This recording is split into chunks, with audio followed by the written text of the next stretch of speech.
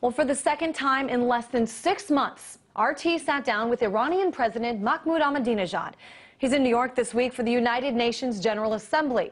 On the list of what he spoke about publicly, the chance for talks with the U.S. over its nuclear program, how sanctions, he says, are not really impacting his country at all, and what he thinks of how the U.S. is handling the Middle East peace talks. Well, when he sat down with RT correspondent Marina Portnaya, he went even more in depth. Marina joins us live now from our New York studio. Marina, President Ahmadinejad's visit to the United States comes on the heels of some major news coming out of Iran, and that is, of course, the release of one of the 3 American hikers that has been held there for more than a year. The other 2, of course, are still being held. Did you guys talk about this?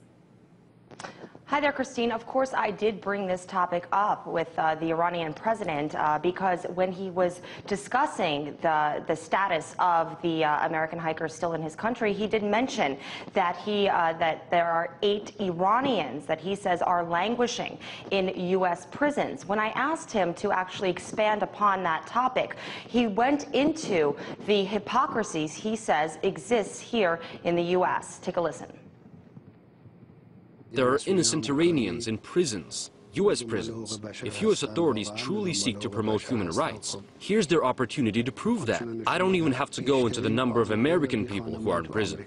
You know, this country has the largest number of prisoners per capita compared to its population, and the largest number of homeless people. The United States has the largest levels of discrimination in society, and there's much more to say on these fronts.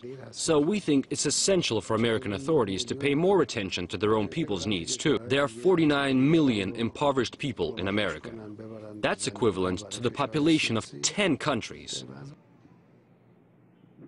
Christine, also, what President Ahmadinejad and I did speak about is a lot of news surrounding one woman in his country. There's been a lot of reports over a 43-year-old woman that was sentenced to death of stoning, and Iran was facing a lot of criticism over this alleged story, and it turned out the woman right now, her case has been suspended, but he, of course, took the opportunity to point out that in 2 days, an American woman, a woman in Virginia, is scheduled to be executed. And he says that the people in the United States are quite silent about circumstances like that in their own country. He doesn't hear the media in the U.S., the mainstream media, talk very much about that.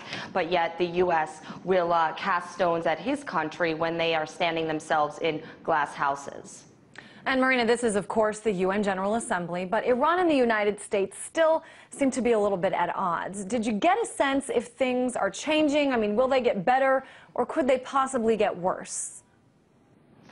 You know, Christine, it's an important question to ask, and one of which you would ask when you sit down with the president of Iran, considering the circumstances that continue to exist between Washington and Tehran. 4th round of sanctions passed against Iran back in June. Iran is still enriching uranium. And when I did speak with President Ahmadinejad, I mentioned that just last month, the U.S. Joint Chiefs of Staff said that the U.S. does have a plan on the table to attack Iran, and that option would be up to President Barack Obama. I asked him if those comments caused any concern for him and his country. Here's what he had to say.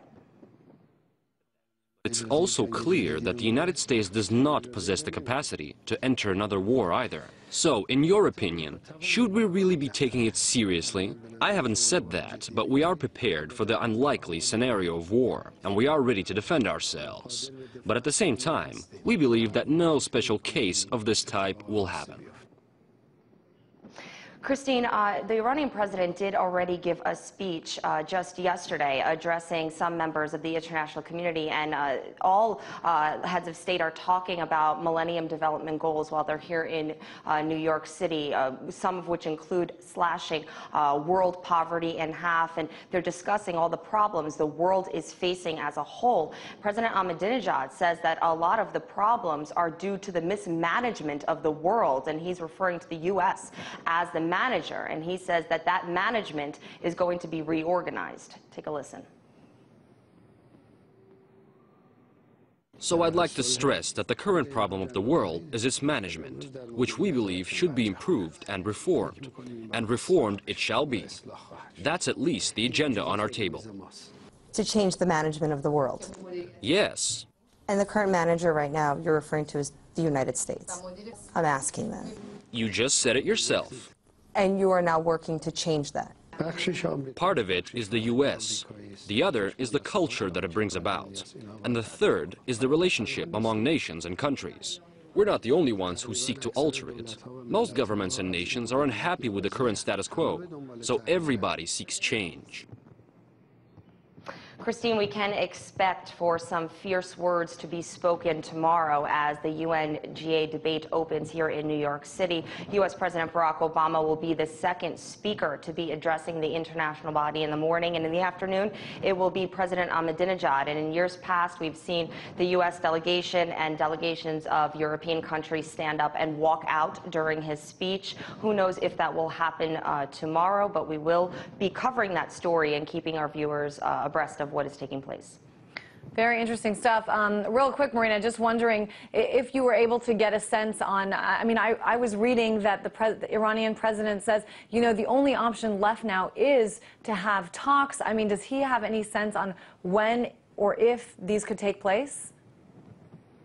Talks with the United States, if you're referring to that, I did ask him that because he said that Iran is ready to sit down at the table with the U.S.